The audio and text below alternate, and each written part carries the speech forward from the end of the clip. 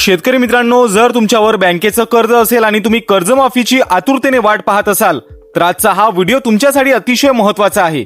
तुमची एक छोटीशी चूक आणि तुमची कर्जमाफी कायमची रद्द होऊ शकते. होय मंडळी, तुम्ही अगदी बरोबर ऐकलत. शासनाकडून कर्जमाफीच्या हालचालींना प्रचंड वेग आलाय, पण बऱ्याच शेतकऱ्यांच्या एका चुकीमुळे ते या योजनेतून बाहेर फेकले जाऊ शकतात. तर मी अमन जमीर मोहनावाले स्वागत करतो तुमचं अमन मोहनावाले या आपल्या हक्काच्या युट्यूब चॅनलवर. आज आपण कर्जमाफी संदर्भात आलेली सर्वात मोठी आणि तातडीची अपडेट अगदी सोप्या भाषेत समजून घेणार आहोत. त्यामुळे हा व्हिडिओ कुठेही स्किप न करता शेवटपर्यंत नक्की पहा.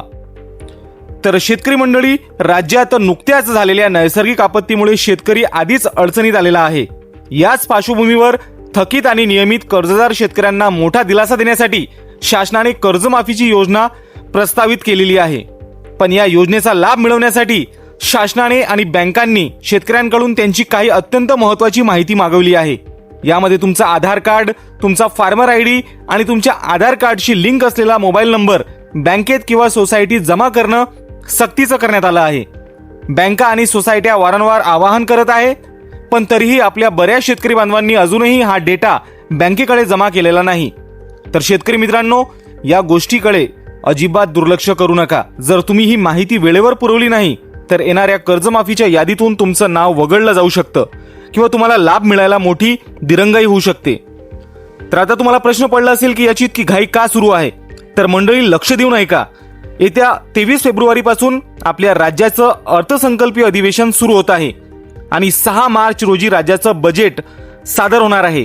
तर या बजेटमध्ये कर्जमाफीसाठी किती पैसा लागणार आहे याची आर्थिक तरतूद शासनाला करायची आहे. त्यासाठीच 23 फेब्रुवारीच्या आत राज्यातील सर्व कर्जदार शेतकऱ्यांचा डेटा शासनाला गोळा करायचा आहे. सध्या बँकांकडून जो डेटा मागवला जात आहे तो जून 2025 पर्यंत थकीत असलेली कर्जे आणि सप्टेंबर 2025 पर्यंत झालेल्या वसुलीचा आहे. पण मंडळी, इथे एक अत्यंत महत्त्वाची आणि दिलासादायक बातमी समोर येत आहे.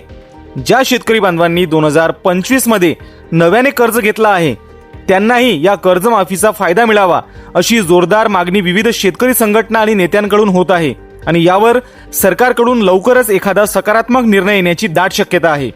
त्यामुळे शेतकरी मित्रांनो, आता वेळ न घालवता एक काम लगेच करा.